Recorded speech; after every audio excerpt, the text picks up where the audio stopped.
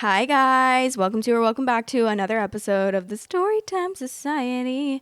I'm your host Jamie and I'm so happy you're here. I'm so glad you're alive. Thanks for tuning in to another episode. The theme of today's episode is True Off My Chest / confessions. And if you haven't already and you're on YouTube, please press the subscribe button, the like button, and leave a comment. I always want to hear your thoughts. And if you're on Spotify, please give me a follow and rate me 5 stars. And of course, leave a comment because it really helps to push out my videos. And I just love chatting with you guys. So yeah, let's get into the first story. The title of the first story is My Friend Has a Secret That Could Blow Up Our Entire Friend Group. Okay, so I, 27 female, have to give a bit of background on our friend group to illustrate the gravity of the situation. I'm in a friend group of about 8 people, which was essentially founded by these two guys, Mark, 28 male, and Jay, 29 male. Mark is single, but Jay has a fiance, Allie, 36 female, that he's getting married to next summer. Nobody else is really relevant. Mark and Jay have been best friends for years. I think they're coming up on like 22. They were neighbors, went to the same school, and got into the same college so they wouldn't have to be separated. They're actually platonic soulmates, to the point of finishing each other's sentences a lot of the time. They're glue that holds this entire friend group together. When Jay and Allie first got together, Mark was a little weird about it, mostly due to the age gap, but he's come around a lot. They still don't get along perfectly, but he said that he's happy for them both and is going to be a best man at their wedding. Last week, Mark got a promotion, and Jay was out of town scouting out venues, so he invited me to go get trashed with him. Near the end of the night, he was hammered and grabbed my arm and told me he had a secret, and that I couldn't tell any of our friends because nobody knows. He told me he was in love with Jay and had been for years. He went into great detail about how attractive he found him, how good he had been to him all of his life, and then he got this really freaked out look on his face and said he didn't think he could sit there and smile while the love of his life married someone, quote, who can't even commit his birthday to memory, much less write a speech talking about how good their relationship is. He started getting teary-eyed and said the closer the wedding got, the worse he was feeling, and how he really needed someone to be there for him, which I agreed to. I'm really bad at keeping secrets. People don't tell me a lot of secrets because I tend to blab. I don't mean to, I just let stuff slip up a lot of the time. It's something I've gotten a lot better at, but still. I cannot tell this one, but it's been sitting on my chest like stones on Giles Corey. I didn't even know Mark was queer. I'm a bisexual woman myself, so I know how good some people can be at hiding it. And Allie is fine, honestly. Like, she's nice and all, but I wouldn't call her and Jay a perfect match or anything. She doesn't tend to hang out with the group unless Jay is there, and I'd call her an acquaintance. I feel like all I can do is wait for some sort of blast wave, like I need to get into a bunker. I told Mark I'd be there for him, but he was so drunk I don't think he even remembers telling me. I have no idea what to do here, if anything. I mean, I don't think you should. Maybe you should talk to him about it after the fact so that he knows that you know, but you're not like gonna tell anyone because maybe he's like stressing about it or maybe he really doesn't remember. But either way, I do think that you should probably talk to him about it and be like, hey, like, I'll be here for you. I don't know. What do you do in a situation like that? Obviously, don't tell anyone, but there's not really much you can do about that. I feel like, well, he probably would have said something.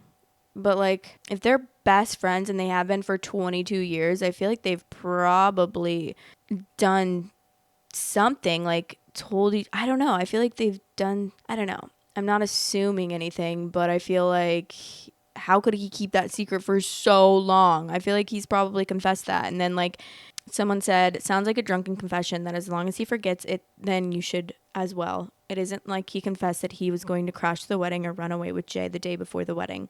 This is inner emotions that really you wouldn't know if Mark had not been so drunk. Why involve yourself at all unless you're asked? You have time to process the facts and be prepared to be supporting leading up to the wedding day in case something big happens. But other than that, not your business and not your problem. OP said that's what I'm worried about, that Mark will do something stupid. I love him, but he's a little dramatic. If Jay finds out, then it could be really bad. And if Mark tries something at Jay's wedding, it could be really, really, really bad. But at the same time, like, I almost feel like you should, like, I don't think that she should keep it a secret from him, from literally the person who told her that. Because also, she doesn't even know that he was queer until then. So I feel like he could use a little bit of support with that factor. And that is probably how you would come to tell him. Because if he doesn't, I mean, I'm assuming he doesn't really tell anyone that he's queer. And she's also bisexual. So I feel like she could support him a lot in that way. And they could have like a good, he could come to her for things, and he's obviously not out, so maybe he could find courage in speaking to her about it. Someone said, any chance Jay could be into Mark as well? If not, I'd take Mark's secret to the grave with me. And then OP said, when you're friends that long, it's hard to tell, I'd say. If he is, he's spectacular at hiding it. When I first met them, I thought that they were together. Commenter 3 said, you say Jay is great at hiding possible romantic feelings for Mark, but then you say you thought they were together when you first met them. I'm confused. OP said, I mean, they were both always with each other. At the time they lived together. We met in college and they were roommates. I mean, for like the first hour or two of knowing them. And then someone said, have you spoken to Mark about this when he's sober? Just ask him what he expects you to do with the information and go from there. OP said, I did yesterday. At first, he tried to convince me that he was just joking, but dropped it after a minute to beg me not to tell anyone. I'm starting to get worried about him. And then someone said, do you think he told you because he knows you're shit at keeping secrets and he's hoping to spill it? OP said, God, I hope not. Outing people is a secret I can keep, fortunately. I don't think that's why he did that. I think he probably wasn't thinking logically when he was drunk off his ass and spilling secrets about himself that he's probably not told a lot of people, or maybe not even anyone. Okay, 4 days later, this is the update. The friend group ending secret is so much worse than I thought it was. I've been texting with Mark and he's been drinking more and making sense less. I had to come over to his place a few nights ago and keep him company. He was completely wasted and sobbing like a baby. He's found a therapist and scheduled an appointment, but it's still a ways out. I took the alcohol out of his apartment as per his request and stayed with him as he went to sleep. But while he was drunk, he dropped another bombshell on me. Apparently, a little over a year ago, Jay and Mark hooked up while, once again, drunk. Usually, they don't have alcohol problems and they don't drink that often. They're just both bad drunks and tend to make really stupid decisions while plastered, texting exes and getting in fights usually. A week later, Jay met Allie, and a month after that, they got together. He told me he was already head over heels for Jay at that point, and it really took a toll on him. They remained friends and never talked about it again, but it's been eating away at Mark ever since. I feel awful for the poor guy. I did notice about a year ago that the dynamic got really weird for a few months, but I guess it was just due to Allie being thrown into the mix. This is so damn messy. Also, no, I wasn't going to tell anyone with stake in it. Stop treating me like a gossipy churchgoer desperate to ruin the lives of others around her. None of my friends have Reddit, so I will take the risk that they'll see this. I'll update if anything else big happens. OP responds to a downvoted commenter regarding the possibility of Jay hurting Mark and Allie and the relationship between Jay and Mark. OP should out Jay to Allie. Obviously, they deleted that comment because that's just like in the relevant comment section. OP said, that's a weird conclusion to come to after seeing a tiny snapshot of a relationship through the eyes of another person. You're talking about one of my best friends like he's a manipulative monster. Knowing enough about Jay, he's probably struggling with it too. Mark isn't out. Jay isn't out. He may not even be queer. He may have just been experimenting and felt safe with Mark. Obviously, I haven't talked to Jay about it, but he's a genuinely good person, and I can't imagine he knows the depth of how Mark feels since they mutually agreed not to discuss it further, and he wouldn't be hurting him like this if he knew. Mark's made it clear he hasn't told Jay the extent of his feelings. I'm not going to blow up my friend's life. I will never out somebody, at least not on purpose. Yeah, and as you shouldn't, but of course there's going to be commenters like that. There's always commenters like that. And people are too comfortable with saying that you should out people, honestly. It's really crazy. Like, the amount of times people say, like, whenever I talk about a cheating story, when it has to do with, like, a straight couple and then one of them cheats with, like, the same sex. What am I saying? That just sounded like grandma-esque, I feel like. Grandma coded. But you get what I mean. There's so many comments saying, like, oh my God, if someone cheated on me, like, then you definitely can out them. Like, who cares? I'm like, no, actually, you probably shouldn't do that, but okay. You're a little bit too comfortable there. The top comment says, well, there's 0 chance this ends without at least one broken heart. Maybe 2 or 3 or 8. Yeah, honestly, I don't know. I feel like it's definitely something's gonna happen, because if he's in love with his best friend and his best friend's getting married, like, he could just try to get over it and just, like, you know, I don't know. But I do feel bad, because I feel like if they both are queer and they haven't really come to terms with it, then that's another layer of the situation that is also sad, because it's like, well, you should live your authentic life, but I understand that it's not the easiest. The title of the next story is Guy I'm Seeing Legitimately Thinks Santa Claus is Real. I think he actually believes Santa is a real person in some capacity and thinks he delivers presents to his family personally. I'm probably going to leave tomorrow because it's been awful so far and I just want out. I'll call him Adam, fake name. Adam, 25 male, is from a pretty rural area up in the mountains, keeping it vague on purpose, and his family are what I would consider religious extremists. He told me this before I, 23 female, came to see them for Christmas, that they were very religious, as are mine, so I thought that it would be similar. I'm not seeing my own family, as I just have my abusive mom left and we're no contact. I've only been seeing him a couple months, and his beliefs have only come up minimally, and Santa Claus was not a part of that, lol. I don't even think we've mentioned it at all, despite walking around Walmart with Christmas decorations, holiday stuff on shelves, and him saying he wishes there was more Christian decor. Adam and his family call Santa Saint Nick to start off with. He has a large family, and we had a lot of regular Christmas Eve activities all day, including cooking breakfast and dinner with his family, sitting around and playing with the children, going to a church event around lunchtime. When we went to church, his mom would shake her head disapprovingly at some references towards Santa Claus the pastor made, and would whisper to his younger brother and her nephew next to her. I didn't hear what she said. When we made dinner, she told me to fix a plate for Saint Nick, and I laughed and said, "Cookies aren't enough?" And Adam shot me a horrified look. I felt the gaze of his mother, and she gave me this sort of fake smile and said, quote, "No, hun, that's not a filling meal." So I loaded up about as much as I gave Adam and the men and his family and put it on a plate. His mom put tin foil over it and put it in the fridge in the garage. At some point, about 2/3 of his family left. The children went to bed after about an hour of it being dark. Adam's mom told them to go settle into bed so St. Nick can have his dinner and start to deliver presents. This gave me the implication that he would start his night here, rather than just stop by and have some cookies and leave. I'm not sure. His mom read a couple passages out of the Bible about family as we sat around their wood-burning stove, and we discussed my family situation a bit. Adam's dad then told Adam and I, as well as his little sister, to go to the guest house to sleep. It was about 9 p.m. I changed in the bathroom and said my goodnight to them, and was about to walk out the door with Adam when his mom snapped her fingers and said, quote, "Hun, you're forgetting the most important part of Christmas." Adam looked pale for a sec before kind of nervously laughing and stepped back the door holding my hand.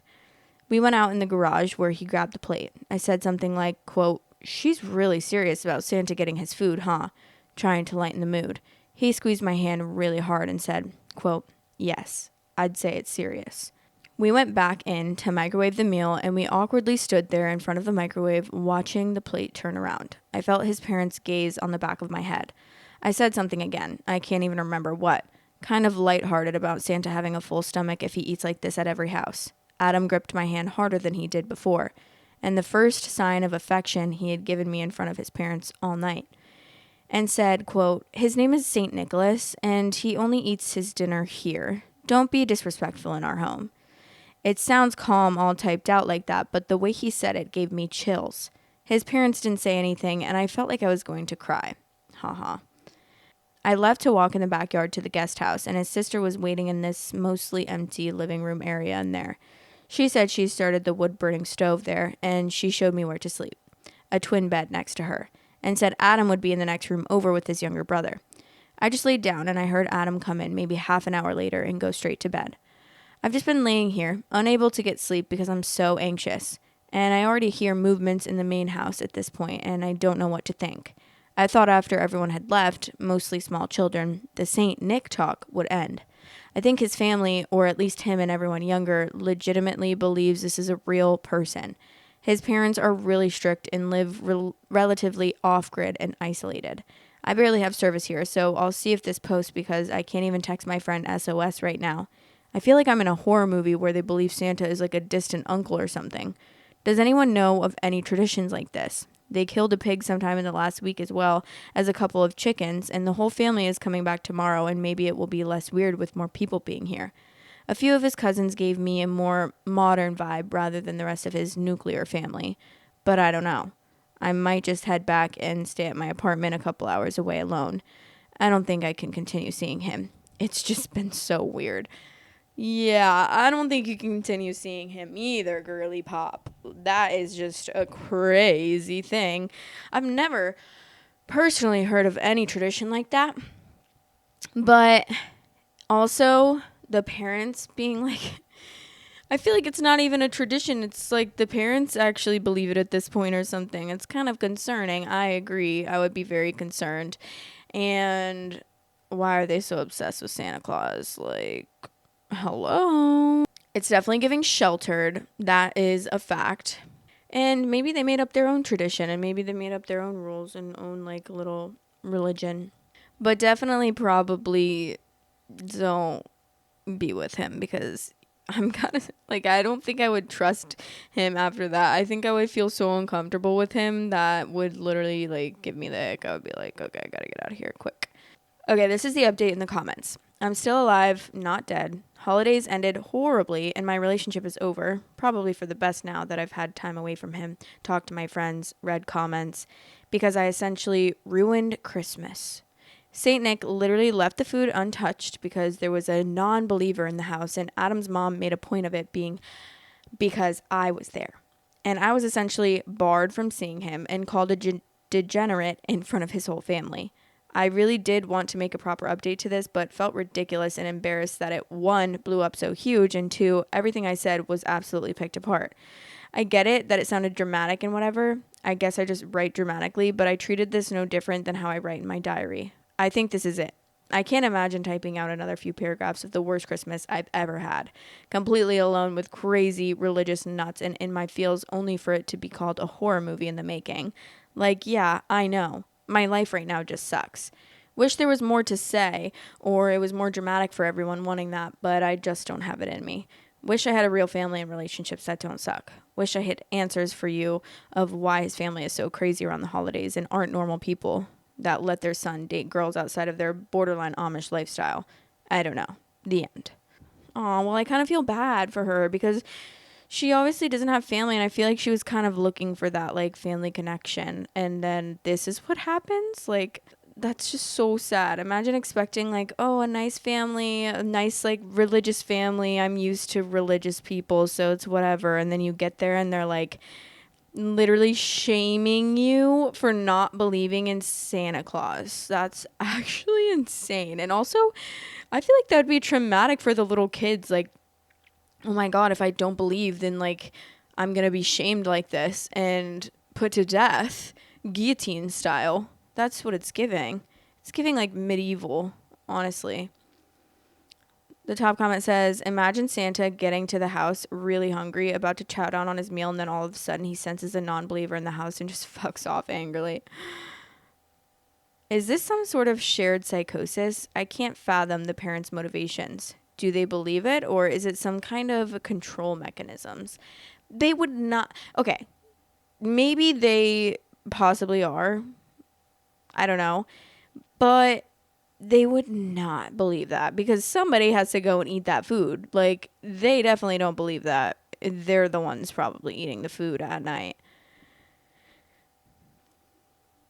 Someone said, learning about cult manipulation is helping me deal with my manipulative brother-in-law and sister-in-law. My spouse is the youngest and was secretly bullied at every family function by my brother-in-law for years. It was the only time we really fought for the first handful of years of our relationship until I finally learned what was going on during the brotherly chats and was like, that's not at all okay. Brother-in-law and sister-in-law are so nice on the surface, but look one level deeper and it starts to go sour. I have too much spine and hold grudges, so I've been biting my tongue for years, but we're finally at the point where if they weaponize my mother-in-law's death against us one more time, there's a 90% chance this feral goblin gets set free in the family group chat. Okay, we are going to move on to the advice slash confessions segment of this episode. If you ever want unprofessional advice from me, hello, I love words, then you can go in the link in the description, and or if you want to leave a confession and go to the Google form that is provided, or you can go and call the number 561-264-7017 and leave me a voicemail confession or a advice question on there. I love the voicemails, but I know that some people are more comfortable with the Google Forms, so I still keep that open for those of you who are more comfortable with this. This is a confession, and it says, I feel so empty and lost right now. It comes in waves, and I just don't really know what to do, but I want to get this off of my chest, and I can't tell anyone I know. I'm autistic and have a weird relationship with a coworker where he feeds the idealization I have for him. It is near impossible for me to be around this person without him eliciting some type of emotional response from me. I'm extremely aware that I have self-control and should be able to ignore this person because I know he is leading me on, but he makes me feel so strongly. He has a girlfriend but flirts with me in every interaction we have to the point that our other coworkers notice the dynamic as well. I've tried to create a boundary, and I reflect negatively on myself for the interactions, but when he's right in front of me, it's really hard to not be impulsive. I really like him, and I like being around him, and I know this is probably going to sound corny, but he is a safe person for me that I can talk to unfiltered about things that are bothering me, and he responds in a way that regulates me. I've thought about it if he were single, blah, blah, blah. We don't hang out outside of work, and I don't really know a lot about him, but I feel so much love for him, yet at the same time disgust with how he disregards his relationship and the way that he interacts with me. He kissed me today, and I kissed him back. I feel horrible, but I wish he would leave his girlfriend because I'm selfish and I don't want to give him up. I think I need to quit my job because I get upset when he mentioned, quote, my girl, talking about her, and he wanted to make me feel better. I said, don't. It isn't right to be upset that you're in love. That's weird of me. He said he was sorry, and I just felt weird. We smoked after work together, and he kisses me, and immediately afterwards he said he's sorry, and I almost screamed. I had to cover my mouth, and it felt like my eyes would pop out of my head because I was crying, but I couldn't feel it. I love him, and he's in love, and he kissed me. I have to quit my job and stay away from that man, but I don't know if I'm mentally strong enough to disrupt my entire routine without having a mental breakdown. I'm so sorry. I feel like such a bad person, and I just needed to admit that. I want to feel like because my feelings for him are so strong, it's okay, but it isn't, because even though he halfway reciprocates my feelings enough to lead me on, he is still in a relationship. And girl, I know, I'm being stupid, and it makes my soul hurt. Well, at least you are like self-aware about it, and you know, like, and you're not just being malicious about it. And also, I don't think that I don't want to like discredit your feelings or anything or like gaslight you, but I don't think you're in love. I think that it's probably something more similar to like limerence or infatuation. That's probably the best way that I can describe it, especially because you said like you're in love with him, but you don't know anything about him. So like, how could you be in love with him? And I feel like that is off, like, don't even feel bad about that, because that is often what happens when you meet someone. I mean, especially, I don't know. I've gone through that, and I know a lot of girls have also gone through that as well.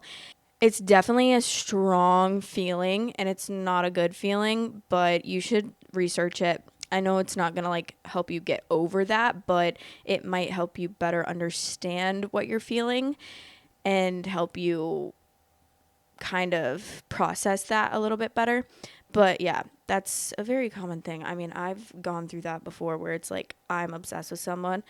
Not obsessed, but like I'm in limerence with someone, but I barely even know them. But I'm like, why are you acting like that? Like, I don't know. And then the more you get to know them, it's like, oh, they're actually just a normal person, but I'm just like idealizing them. Exactly like you said. You said like you were idealizing him, which is good that you know that. But just know that it's okay, and it's very common for that. And also, yeah, he's definitely not someone that you would want to be with anyways, because he's obviously not a good person cheating on his girlfriend like that. And I'm glad that you know that it's obviously not the right thing to do to kiss someone that is in a relationship already and to like try to like flirt with someone that's already in a relationship. So I'm not gonna even tell you that, but I'm like talking to it kind of is reminding me of my friend that I've talked about on this podcast before, that I was giving a lot of breakup advice for. So she had a breakup, like, honestly, at this point, probably 4 months ago. I don't even know how long ago. 3 months? I don't know.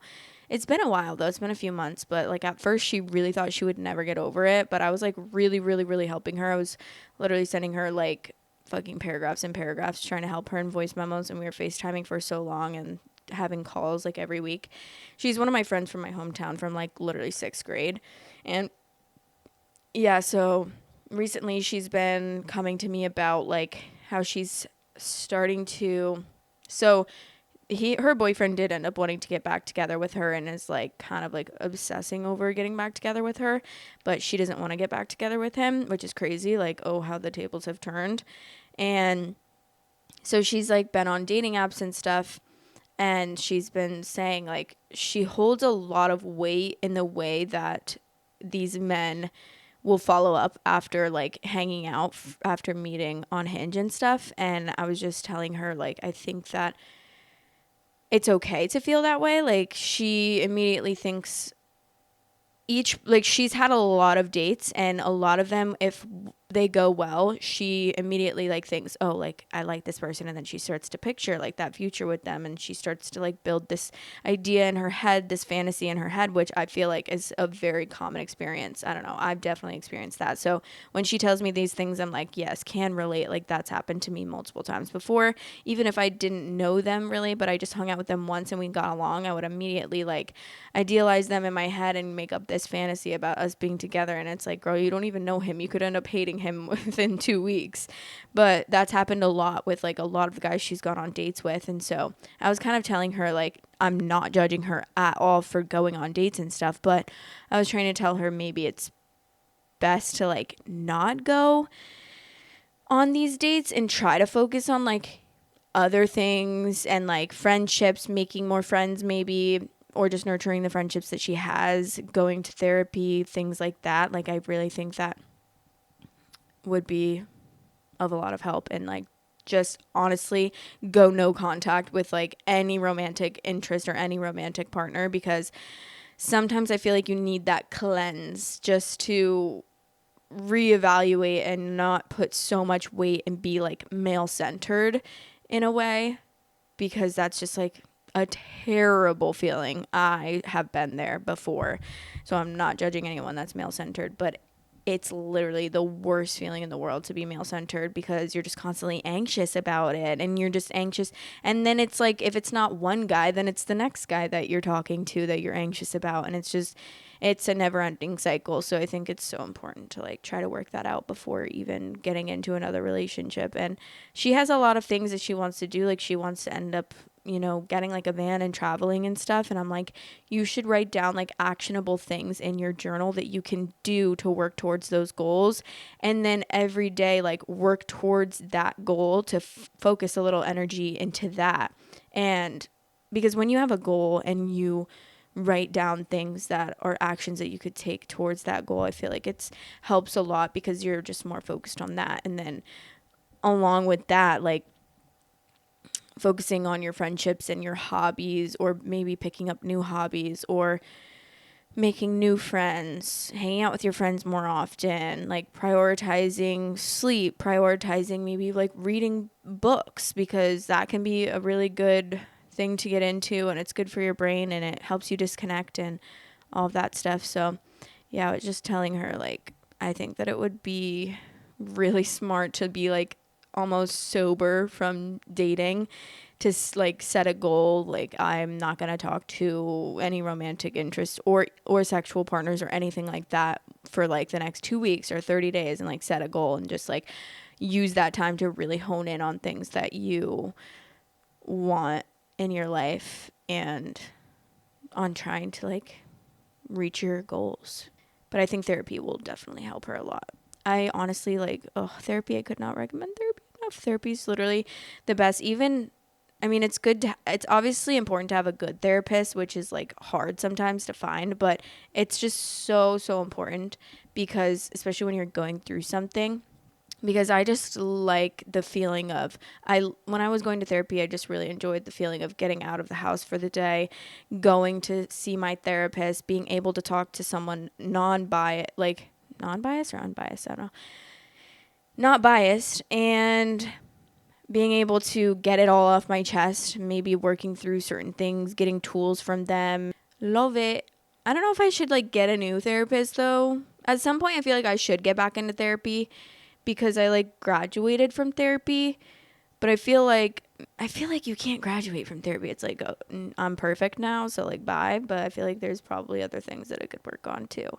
I don't know, but I love you guys, and that's the end of this episode, so I'll talk to you in the next one. Bye. If you want extra content weekly, head over to patreon.com/storytimesociety and become a member on there for extra content. Love you. Love you guys. Thanks for watching. Please like, comment, and subscribe.